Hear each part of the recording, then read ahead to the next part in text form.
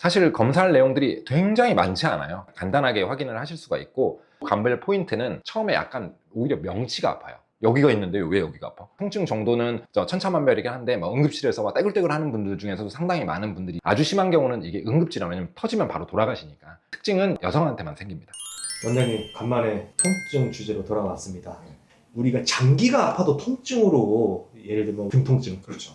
허리 디스크라고 또 오인을 하셔가지고 정형외과만 주구장창 가셨다가 췌장암 말기까지 되시는 케이스, 그런 경우도 있죠. 정말 안타까운 케이스인데요. 오늘 시간은 오른쪽 골반 통증이고요. 네. 오른쪽 골반에 통증이 발생하는 주요 원인이 무엇인지 궁금합니다. 네. 이 배꼽을 기준으로 좀 생각을 해보셔야 되는데, 십자가를 그으면 사분변이 생기죠. 배꼽 우측 아랫배 쪽부터 해서 골반, 다리를 내려가는 이 사타구니 아래, 이 정도까지를 골반이라고 합니다. 이 부위에 통증이 어떤 것들이 생길 수 있는지에 대해서 간략하게 좀 정리를 해드리겠습니다. 먼저 질환별로 조금 구별을 해보면요, 이쪽에는 남성, 여성이 좀 다를 수가 있겠죠. 공통적인 장기로는 대장, 소장, 충수가 있는 위치가 되겠습니다. 그 다음에 신장이 여기 정도 레벨에 있어요. 그래서 여기서 이제 오줌이 만들어져서 요관을 따라서 쭈루룩 방광이 여기 있잖아요. 이 방광에 모여서 오줌이 쭉 나오는데, 우측을 따라 내려가면 요관이 여기까지도 있습니다. 여성분들 같은 경우는 이제 이 부위에 자궁이랑 난소가 있잖아요. 생식기가 있기 때문에 그쪽 질환에서 통증이 발생을 할 수도 있습니다. 그리고 가장 사실 흔한 거는 디스크 골격계 질환이에요. 겉에만 근육이라고 생각하는 분들이 되게 많지만, 장요근이라는 굉장히 긴 근육이 여기서부터 시작을 해서 다리로 끝납니다. 그러니까 이쪽을 지나가잖아요. 그쪽의 근육이 망가졌을 때도 통증이 생길 수가 있고요. 디스크가 또 방사되는 통증들이, 디스크 신경이라는 게 이렇게 타고 내려가는 가장 아래쪽에 있는 디스크가 이제 터져서 눌리거나 하면 신경 방사통으로 통증이 생길 수도 있겠습니다. 그 다음에 이제 심장에서 이렇게 펌프질을 하고 있으면 위로도 혈관이 갈 거고, 아래로도 혈관이 가서 쭉 복부 대동맥을 따라서 내려가다가 다리 양쪽으로 갈라집니다. 그 갈라지는 직전 부위에 하복부 대동맥이 있고, 다리로 내려가는 부위가 우측 골반을 지나갑니다. 혈관에 문제가 생길 때도 우측 하복부 골반에 통증이 생길 수가 있겠죠. 그리고 전신 어디든 생길 수 있지만, 이건 피부, 대상포진이라는 수포발진이 생기기 때문에 이쪽에 대상포진이 발생을 한다면 통증이 생길 수도 있겠습니다. 원장님께서 말씀 주신 것처럼 남성과 여성과 내부 구조가 다소 다르잖아요. 그렇죠. 조금 다르죠. 통증 원인에도 차이가 있을 것 같아요. 네네. 말씀해 주시죠. 남성 같은 경우는 자궁 난소가 있지 않기 때문에 골반에 이제 생식기 문제가 생기는 경우는 거의 없어요. 고환 질환에는 이 아래에 있으니까. 그래서 여성분들한테 특화된 부위라고 보시면 되겠고, 우측 난소가 오른쪽 이 골반에 있기 때문에 난소에 무록이 터지거나 자궁 외에 임신이 되거나 하는 경우에 이제 이 우측 하복부 통증이 생길 수 있겠습니다. 그러면 어떤 검사를 통해 알아낼 수 있는지 말씀 좀 해주시죠. 사실 검사할 내용들이 굉장히 많지 않아요. 간단하게 확인을 하실 수가 있고, 대부분은 근육 통증이기 때문에 정형외과에 방문을 해도 근육 문제는 사실 치료를 해드리는 게 아니고 진통제라든가 근유한제를 드리는 거기 때문에, 이런 치료라든가 어떤 근재활 운동을 통해서 개선이 되지 않는데 2, 3주 이상, 한 달째 지속이 된다면 내과적인 문제가 없는지를 보기 위해서 복부 CT를 촬영해서 다 관찰을 하실 수가 있어요. 의사들도 증상을 듣고 확진할 수 있는 방법이 없기 때문에 복부 CT를 통해서 촬영해 보시면 되겠습니다. 아파요. 오른쪽 골반이 좀 아픈 것 같아. 그냥 근육통이겠지 하고 참지 마시고 일단 병원 가셔라. 단 조건은 있어요. 근육이라는 것은 쉽게 망가지고, 특히나 요즘에 앉아서 생활하는 분들이, 아까 장요근이라고 이렇게 내려가는 근육이 있다고 그랬잖아요. 장요근이 망가지는 경우가 거의 대부분이기 때문에 일주도 안 된 통증을 가지고 검사하러 오실 필요는 없습니다. 상황을 보시고 내가 앉아있는 생활이 긴 체형이라면 유튜브나 구글링을 해보시면 장요근 재활 방법이 있어요. 그래서 장요근을 스트레칭하는 재활 운동 같은 것들을 충분히 해보시고, 이런데도 불구하고 2, 3주 이상 지속된다면 감별을 하기 위해서 이제 검사가 필요하시다는 얘기입니다. 영상 보시는 분들 메모 잘 하고 계시죠?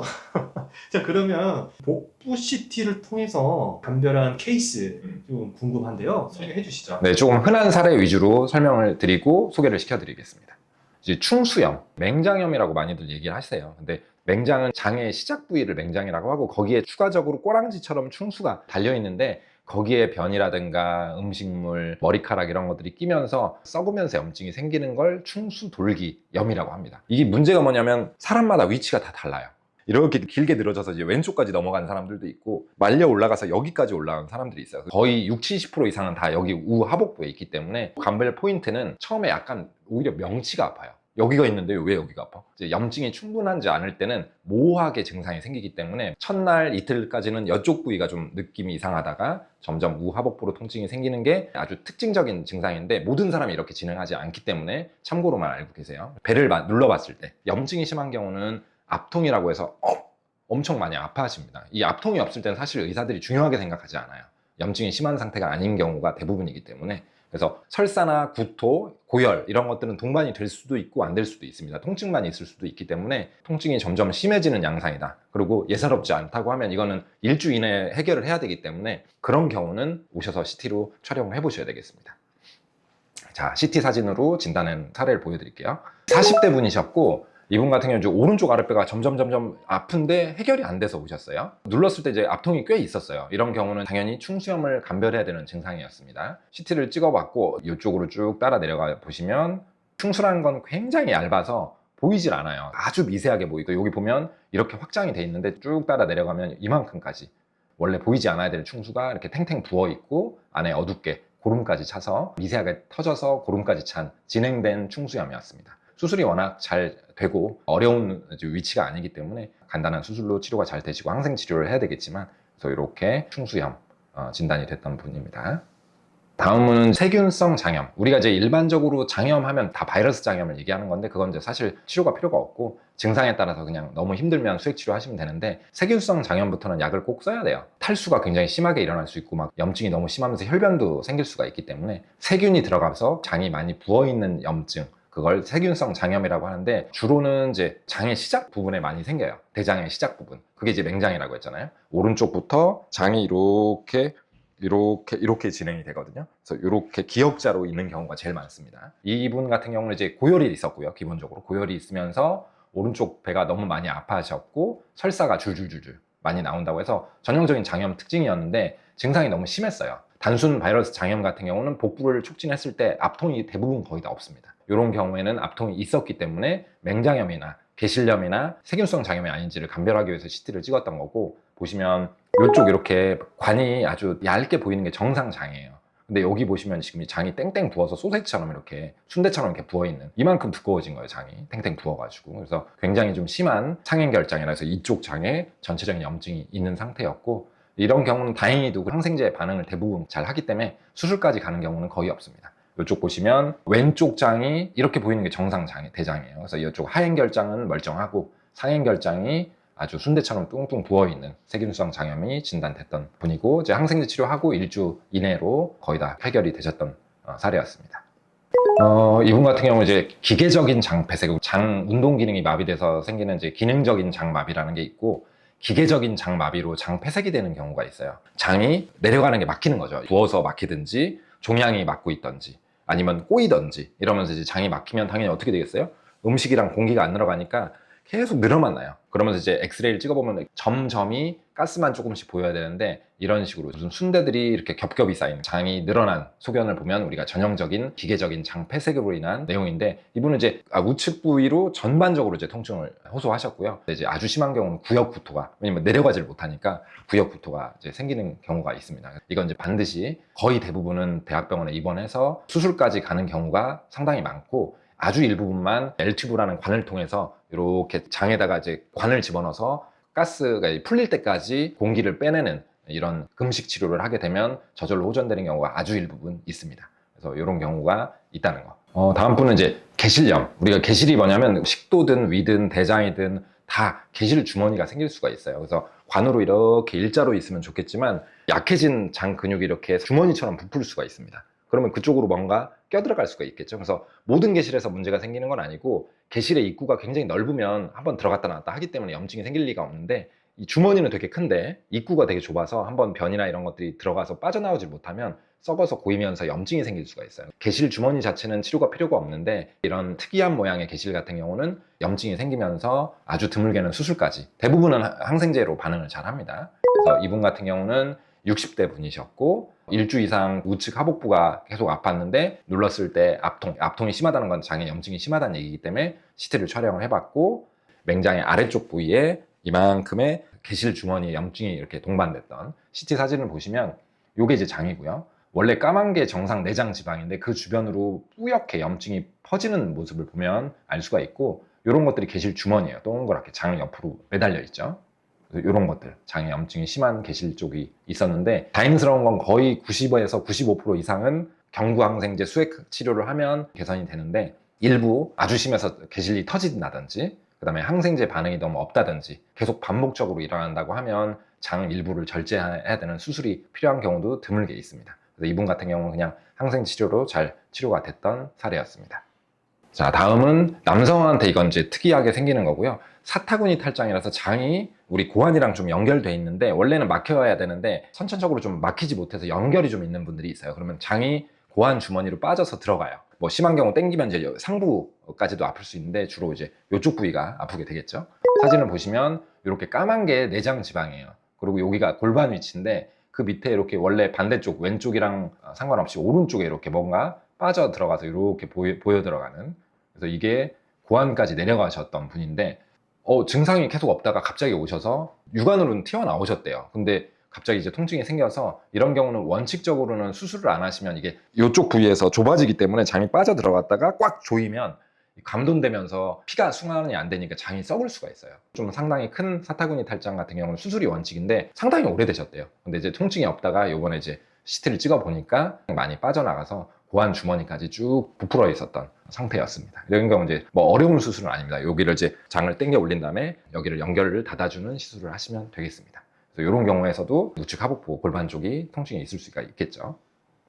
요로결석을 또 소개를 시켜드릴 건데, 요로결석이라는 거는 위치가 이제 신장에서 시작을 해가지고 상복부, 중간, 하복부에 많이 생겨요. 왜냐면 이제 좁아지는 데가 그렇게 세 곳이기 때문에 요관에서 바로 생길 수도 있고, 신장에서 생긴 게 빠져나가서 좀 요관을 타고 주르륵 내려가서 이제 오줌으로, 크기가 작을 때는 이렇게 저절로 오줌으로 빠져나가요. 소변을 보다가 대부분 돌가루가 나온다든지 알 수가 있는데, 통증의 양상은 요관도 이렇게 연동 운동을 하고 있기 때문에 수축할 때 계속 아팠다가 이게 좀 풀리면 괜찮아지고, 꽉 아팠다가 풀리면 괜찮아지고, 이런 주기적인 통증이 지속됩니다. 통증 정도는 천차만별이긴 한데, 뭐 응급실에서 막 떼굴떼굴 하는 분들 중에서도 상당히 많은 분들이 요로결석이고, 무리하게 오래되는 분들도 가끔 있어요. 몇 년째 등이라든가 옆구리가 계속 아팠는데 CT를 찍어봤더니 요관이 굉장히 막혀서 이미 천천히 뒤늦게 발견되는 경우도 있어요. 이게 사람이 항상 똑같지 않습니다. 이분 같은 경우는 이제 일주 이상 여기가 계속 아프셨다고 했어요. 근데 얘의 특징은 염증이 동반되는 게 아니고 막혀서 생기는 거니까, 염증이 있을 때 압통이 있다 그랬죠. 그래서 압통이 없어요. 환자 증상을 들어보고 너무 해결이 안 되고 강도도 좀 세다고 하면 검사를 해봐야 될 수가 있습니다.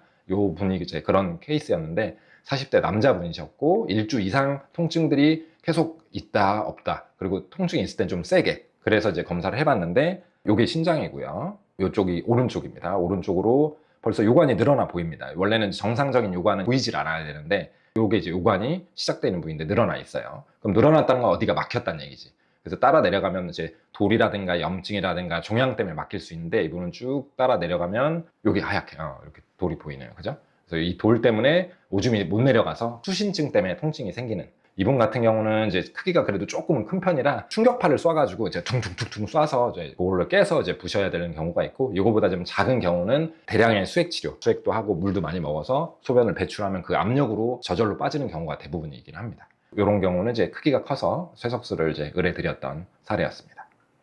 그 이제 여성분들한테 특화되는 게 이제 생식기 문제라고 했잖아요. 그래서 생식기 문제 중에서 좀 특징적인 게, 난소 낭종이 터진다든지, 임신이 원래 자궁에 돼야 되는데 그 나팔관 쪽으로 되면 조그마한 관 안에서 증식을 해야 하다 보니까 요로결석처럼 이제 아픈 거예요. 애기 집이 커지면서. 통증은 굉장히 심한 편이고요.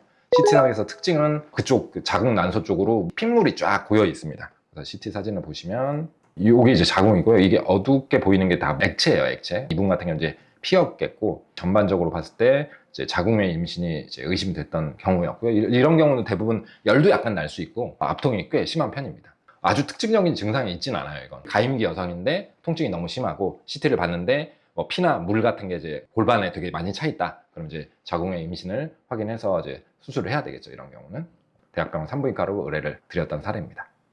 여러모로 안타까운 케이스네요, 그건. 종종 생기죠.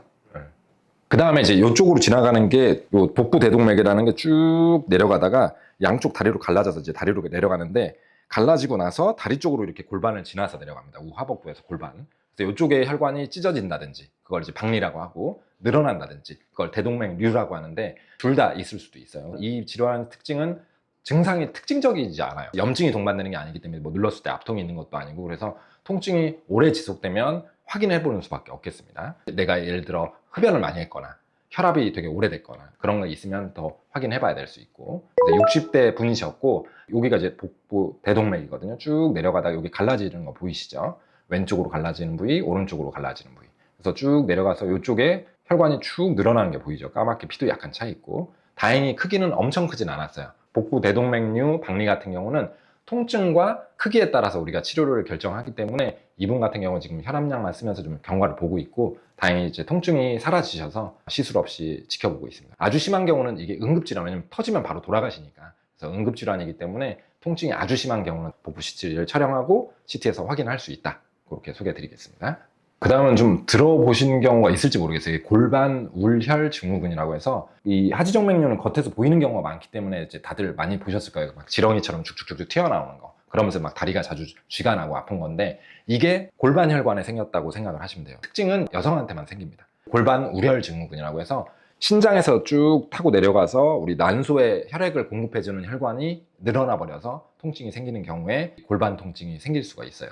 그래서 여기 사진에서 보시면 여기가 이제 신장 혈관이고 쭉 따라 내려가고 있잖아요. 이게 반대쪽이랑 비교해보면 되게 얇게 있어야 되는데 이렇게 우글쭈글 늘어난 거 보이시죠? 그래서 이런 경우의 특징은 대부분 1, 2년 이상 지속된 이 우측 골반 통증이 있고요. 이쪽 하복부 골반 통증. 그러면서 다리까지 좀 저린 시린 느낌이 좀 뻗치는 경우도 꽤 있어요. 난소에 혈액을 공급해주는 혈관이다 보니까 부정출혈이라든가 생리불순, 그 다음에 이제 생리통이 되게 심하다든지 그런 경우에도 의심을 해볼 수가 있습니다. 이렇게 골반 울혈 증후군이 진단됐던 사례인데 이건 무조건 수술이나 이런 게 필요한 건 아니에요. 이게 다리를 구부려서 오랫동안 피가 못 통하는 상태들이 반복될 때 좌식 생활이라고 하죠. 그런 것들이 좀 오래되는 게 영향을 끼치고 있다고 이제 알려져 있습니다. 앉아있는 시간을 줄인다든지 장요근 스트레칭을 많이 해주신다든지 하면서 경과를 보실 수 있는 부분이고 그 다음에 아주 심해서 질출혈 같은 것까지 좀 있을 정도라면 이제 스텐트로 시술하거나 막아주는 시술 같은 게 필요할 수 있다. 그렇게 이제 소개해 드리겠습니다.